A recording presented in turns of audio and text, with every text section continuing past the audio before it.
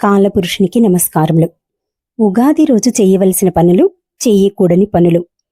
ఉగాది పచ్చడి షడ్రుచులు ఎందుకు తినాలి, దాని విశిష్టత గురించి ఈ వీడియోలో తెలుసుకుందాం. ఉగాది రోజు చేయవలసిన ముఖ్యమైన పనులు: తైల అభ్యంగన స్నానం. నువ్వుల నూనె పట్టించుకొని అభ్యంగన స్నానం చేయాలి. అది కూడా తెల్లవారుజామునే చేయాలి.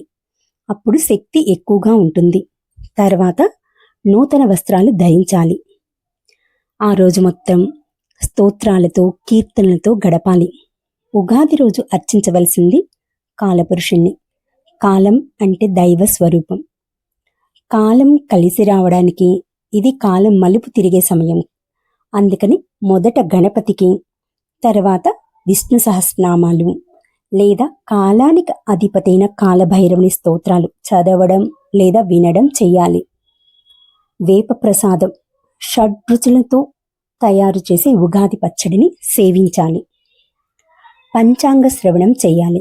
దానివల్ల ఆయువు పెరుగుతుంది. గంగా స్నాన గోదాన ఫలితాలు దక్కుతాయి. ప్రభాదానం.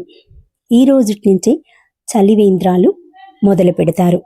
నీటిని దానం చేయటం, మజ్జిగ, విసనకర్రలు లాంటివి దానం చేయాలి. ఇప్పుడు వసంత నవరాత్రులు. ఈ నవరాత్రులు లలితామాతకి, శ్రీరామునికి చేస్తాము. షడ్రుచులతో కూడిన ఉగాది పచ్చడి. చెరుకు ముక్కలు లేదా కొత్త బెల్లం కలుపుతాము. అది తీపి, అది ఆనందానికి ప్రతీక.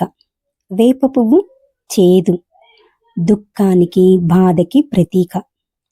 మిరియాల పొడి కారం, కోపానికి ప్రతీక.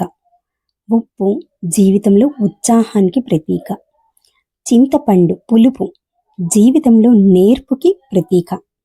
మామిడి వగరు కొత్త సవాళ్ళకి ప్రతీక. ఉగాది పచ్చడిలో ఉన్న విశిష్టతను తెలుసుకున్నాం కదా. అసలు ఉగాది పచ్చడి ఎందుకు తినాలో చూద్దాం. వేప పువ్వు రక్తశుద్ధి చేస్తుంది. బెల్లం వాతాన్ని హరిస్తుంది. ఉప్పు మంచి జీర్ణకారి. చింతపండు వేడిని తగ్గిస్తుంది. మిరియాల పొడి ఆకలిని పెంచుతుంది, కొవ్వుని కరిగిస్తుంది. మామిడి కడుపులో వాయువుల్ని పోగొడుతుంది. ఇక ఉగాది రోజు అస్సలు చెయ్యకూడని పనులేంటో చూద్దాం. సూర్యోదయం తర్వాత నిద్రపోకూడదు. ఈరోజు ఎలాంటి చెడు వ్యసనాల జోలికి వెళ్ళకూడదు. దక్షిణం వైపు కూర్చొని పంచాంగం వినకూడదు.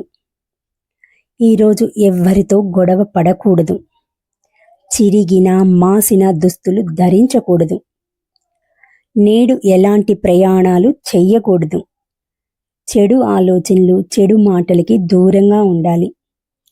ఈరోజు కొత్త పనులను ప్రారంభించకూడదు.